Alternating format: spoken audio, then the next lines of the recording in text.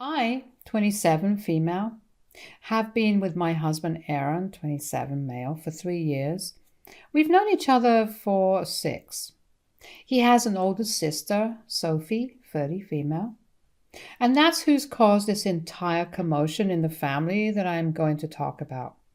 So, 3 weeks ago, Sophie asked me if I'd be willing to accompany her on an all-women family holiday to Spain with her, my mother-in-law, and my husband's cousin, Nadia, 27, female. Nadia and Aaron are a lot closer than he and Sophie, in spite of being first cousins, as opposed to biological siblings, because they were in the same grade and went to the same high school. So, as a result, I'm a lot closer to Nadia as well. Initially, I wasn't too inclined to go on a family vacation because I didn't think it'd be that fun with Sophie and my mother-in-law. But afterwards, Nadia and I had a chat, and she told me that she wanted a break, so she was willing to go and wanted me to come along too. She convinced me, and I agreed to go on the trip.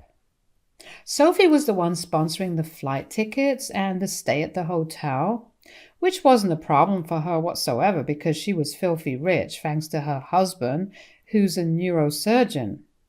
She runs an event management company, but everyone knows that the company pretty much runs itself.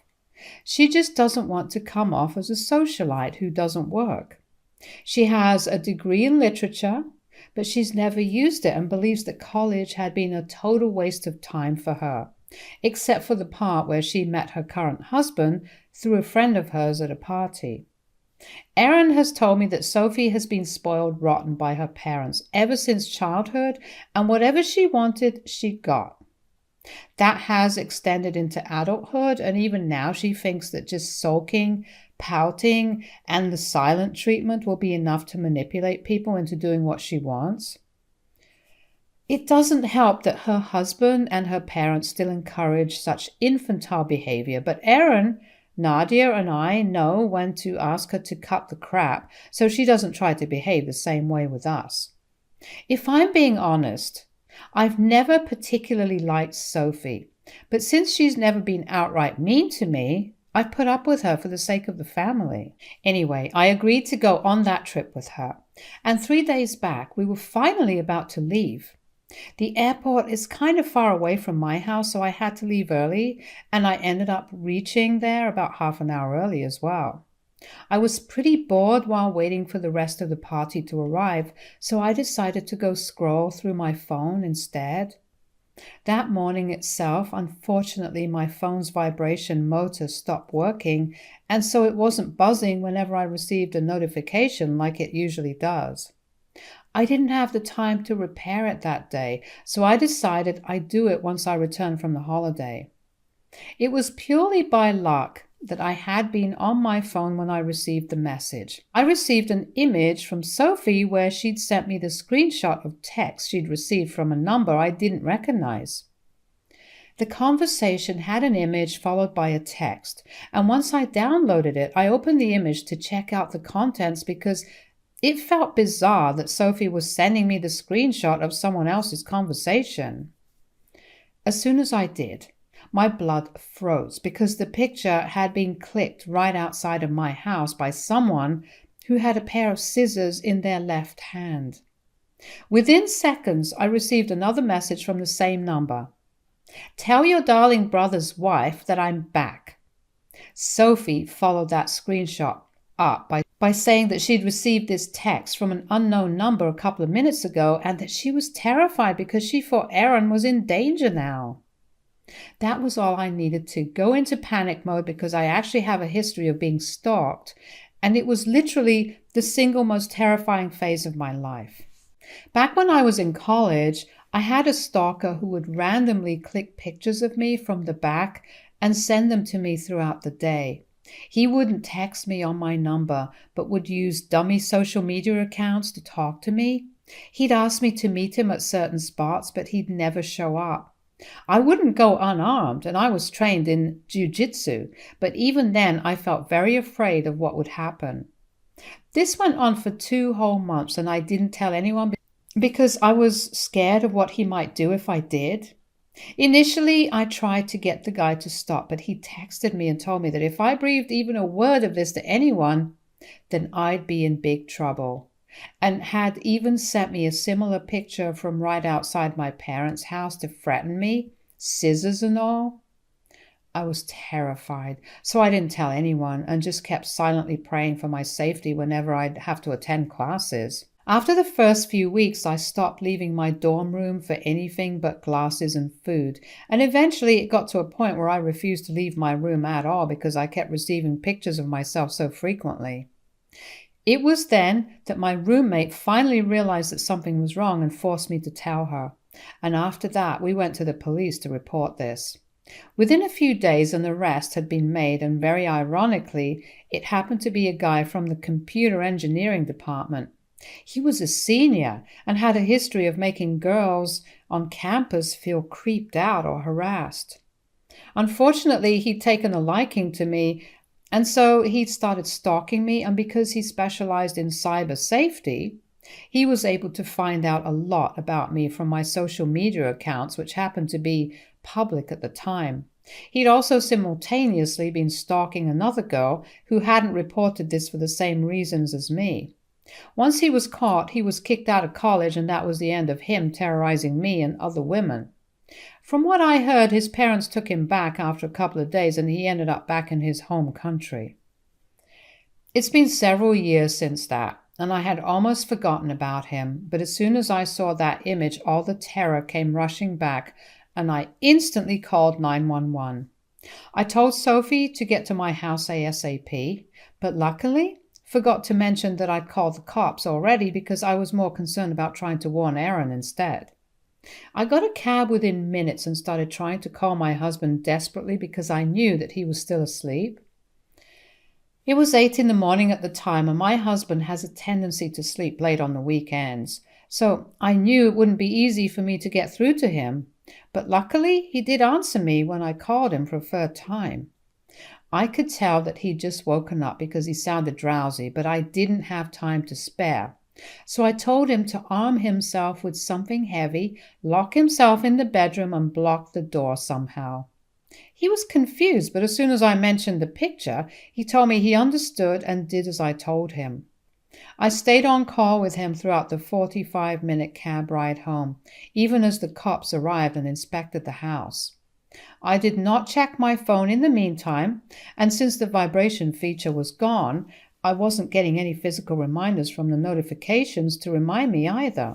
By the time I reached home, their inspection was almost over and they hadn't found anyone suspicious in the vicinity. I was having a full-blown panic attack by the time I reached home, and it took me several minutes and a half a bottle of water to finally calm down. The cops told me that they'd run the phone number through the system, and the only name that had come up was Theo Wilson. That wasn't my stalker's name, but a fake name for his phone number would be totally feasible. By then, I'd forgotten about Sophie and my phone and hadn't checked it in a while because I was just so relieved to see that Aaron was safe. The cops who'd come to my house informed me that they'd sent 2 cops separately to pay this person after the cybercrime department had tracked the sender and were currently bringing them to the police station. Aaron and I headed over to the nearest police station. Within a few minutes of our arrival, Sophie was dragged in by 2 cops while she sobbed violently. I think most people have been able to guess what happened by now, and yeah, it's exactly what you guys think. For whatever reason, Sophie had thought that it would be a good idea to pull a prank on me this morning just to mess with me a little before our trip. She'd met a friend of mine from college for work a couple of days back, and of course, I'd come up while they were discussing families, and once they discovered the connection, my old college mate told her all about my stalker in college, which was something I'd become very popular for. I'm not bragging, but after the stalker incident, my popularity among the students and teachers alike had pretty much skyrocketed because everyone likes a good scandal. I never thought it was fun to be pointed at and whispered about, but people had remembered, and I guess we're still talking about it. After finding out about my past stalker, Sophie had decided that she was going to prank me on the morning of our flight, and it'd be fun. So she'd used a phone number that she'd taken up a couple of days ago under a fake name just for this purpose, to text herself an image that she'd clicked a few days ago right in front of our house, with the scissors and an outstretched arm. Of course, now that I paid attention to the hand that I saw in the photo, I could tell it wasn't a man's hand at all. But she'd made the effort to remove her nail paint, so when I received that picture the first time, it was hard for me to tell, while being so panic-stricken at the very idea. The fear had messed with my mind, and I'd missed a lot of important things that hinted at this being a prank, but at the end of the day, it didn't matter. It had been a traumatic thing for me back in college, and the thought of going through that again really scared me, especially when Aaron and his safety were at risk. It wasn't fun at all, and ended with an embarrassing visit to the police station where she was let off with a warning, and Aaron and I ended up wasting our time and energy worrying about the return of my stalker when we had nothing to worry about. I was beyond angry when I left the station and just let her have it. I must have screamed at her for more than 15 minutes, and by the time I was done, she was bawling again. But I didn't care. She tried to make a mockery out of something that was a really traumatic and scary experience for me. And because of her own stupidity, she'd landed us all in an embarrassing situation. So she could cry her tears all she wanted, but I wasn't going to feel even an iota of sympathy for her. Aaron and I drove back home that day, and on the ride back home, I told Nadia all about what had happened, and even she ended up canceling the trip because, let's be real, nobody wants to hang out with someone like Sophie after they go above and beyond in their stupidity. That entire day, I did nothing but try to calm my nerves because it had been a crazy morning and I still hadn't got over the stalker scare. The threat had felt very real at the time, and even after finding out it wasn't real, it was very difficult for me to shake off the fear because it had been the darkest time for me when it happened back in college, and I'll admit, I was still pretty spooked by it. That day, I didn't talk to anyone apart from Aaron, and a little to Nadia. I didn't get any notifications either because I turned my phone off for the day. I'd had enough. It was only 2 days ago that I found out that my mother-in-law and Sophie had pretty much filled my entire inbox with their messages regarding how I had been the one to overreact at a silly little prank, and that it had been cruel of me to tell Nadia to back out of the vacation as well. I hadn't even told Nadia to not go on the trip. I just told her about what Sophie had done. The decision not to go on the trip was hers alone, and I had no part in it. Apparently, Nadia and Aaron had turned everyone against Sophie, and now nobody in the family wanted to speak to her after what she'd done, including my own father-in-law, her dad. Mother-in-law and Sophie think that I'm the one behind this, but I hadn't even told anyone about what had happened. I couldn't have because I didn't even use my phone that day, and it was all Nadia and Aaron who'd informed the other cousins and generally just the younger folks of the family who were now cutting Sophie off. They think that I'm the one who now owes Sophie an apology because what she did was just a harmless prank. But what's happening to her is real and hurtful. She's being cut off by her own family, and that's why now she's the victim here. I spoke to Aaron about this after I read their texts, and he told me that there's no reason for me to feel sorry for her at all, and neither does he and Nadia feel sorry for telling everyone else about this. What she did to me was undoubtedly cruel and not just a harmless prank. It would have been harmless if it didn't trigger my past trauma to the point of making me unable to think or do anything else for an entire day. But we all know the mental toll that it took on me. I agree because it wasn't harmless at all, and I'd been paralyzed with anxiety for one whole day because of what she did. So now she deserved every bit of this. Plus, she didn't even apologize to me and just kept crying, so I don't know why she even expected me to feel sorry for her when she didn't feel sorry for me. I think that's very hypocritical of her, but I don't expect any less. After I read the text and spoke to Erin about it, I was just going to ignore her because I had no intention of wasting my own time by speaking to her and trying to reason with her. But she just kept texting me again and again. It was clear that she was just trying to make me feel guilty about what had happened. And I knew that she fully believed that she could manipulate me into apologizing and getting the family back on good terms with her again. It just got on my nerves after a while, so in a moment of frustration, I actually ended up responding to her. I texted her back saying that I was glad that she'd chosen to play such an insensitive and cruel prank on me, because that just revealed what an awful piece of work she was to everyone. And she only had herself to thank for the situation she was in right now. I also told her that I had nothing to do with the other relatives cutting her off, but I wish I did, because then I'd have the satisfaction of knowing that I'd helped in cleaning up the trash from the family. I ended the message by saying that she was as much of a pig on the inside as she was on the outside, referring to the fact that she was slightly on the chubby side. I'm not generally someone who judges people by their bodies, because I have been bullied for my own body in the past for being excessively skinny. But here, I just wanted Sophie to feel bad. I knew she was insecure about her weight, so that's where I chose to hit her, because I knew it'd hurt. I don't know if I was too hard on her, but I did feel good after I sent that message. I tried very hard to keep my opinions to myself and my temper under control, but she just kept texting me and went on pushing and pushing until I finally lost it. So I replied to her and called her trashy, because that's how I felt about her after the prank she tried to pull off. I used to tolerate her earlier, despite her spoiled and insensitive behavior, but this was way beyond my tolerance now. I kept my phone aside after sending her that text and tried to distract myself by watching a movie, and only came back to my phone after 3 hours. When I finally checked my messages, there was a new message from Sophie where she said that she'd considered me a good friend of hers all along, and that's why she'd expected me to forgive a tiny mistake of hers without her having to beg for forgiveness, since it was implied that she was sorry. I don't know what that means, but I guess that made sense to her.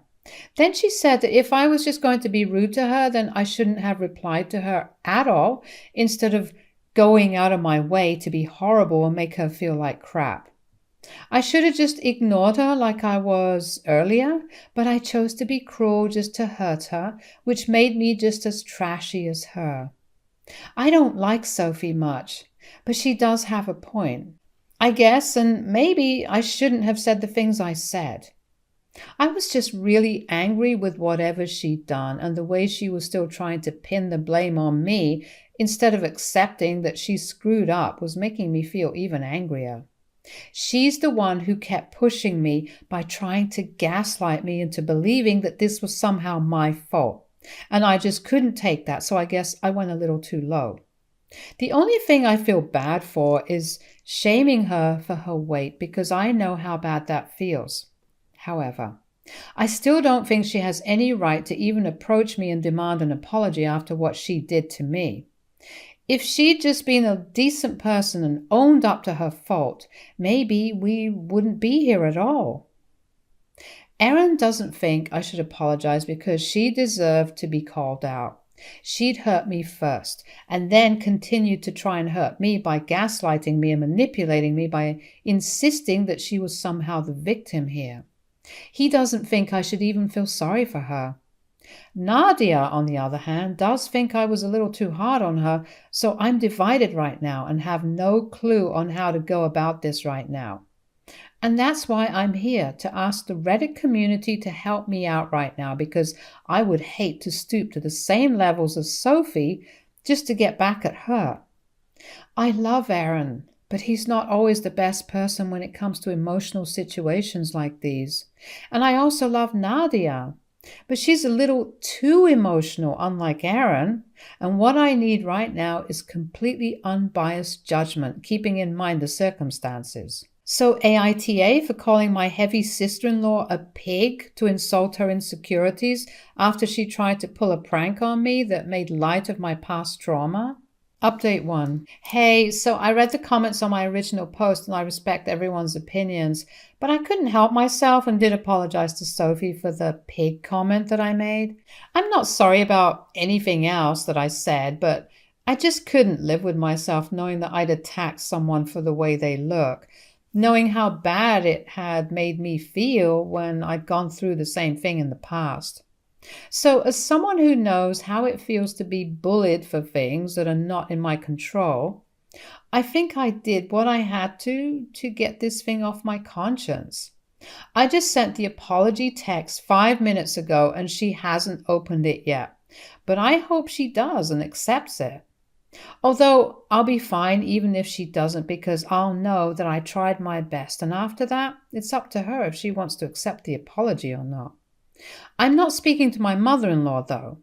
She had no part to play in any of this, so I don't know why she felt the need to rush to her daughter's defense, especially when she knew what Sophie had done was wrong. Literally all of her texts were like, yeah, Sophie screwed up, but...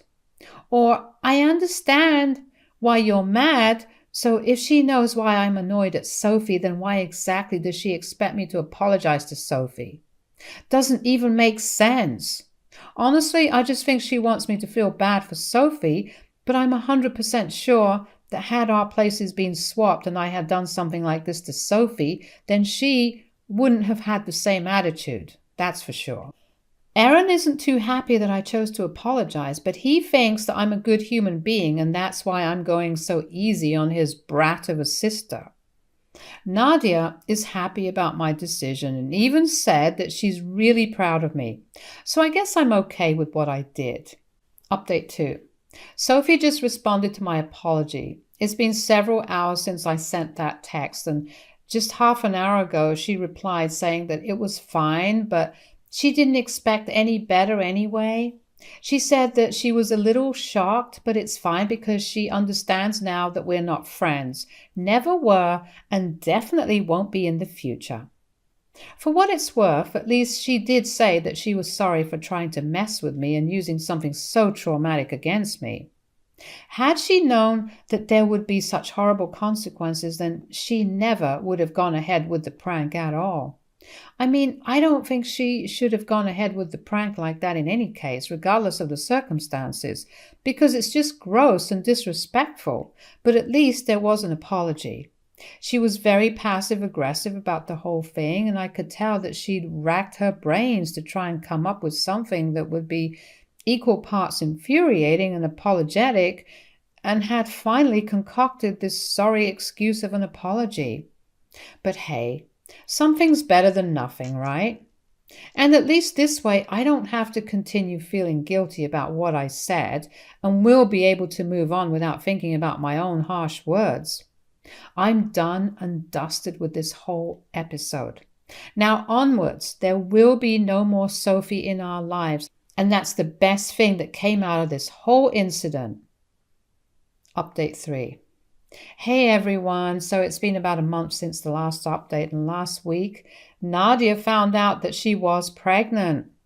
So there was a huge pregnancy announcement party where everyone was invited with the exception of Sophie, because nobody has spoken to or heard from her after they cut her off.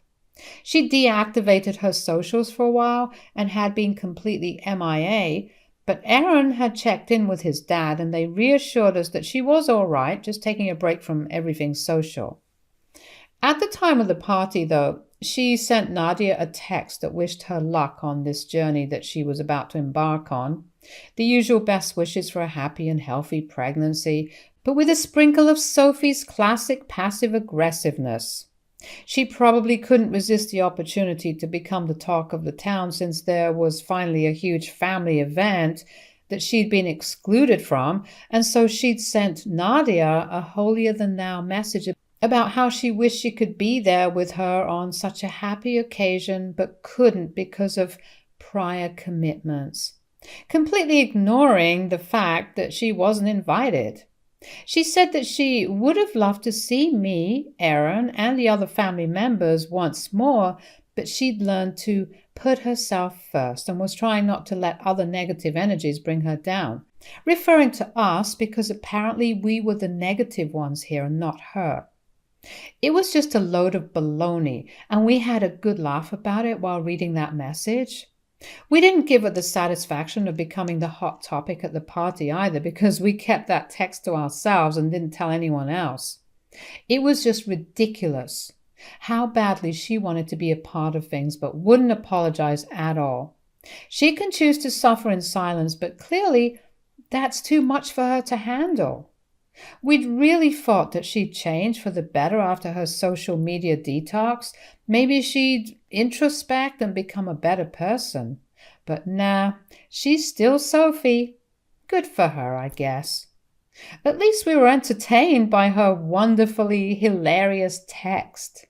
Stay tuned for more stories from our girl relationships.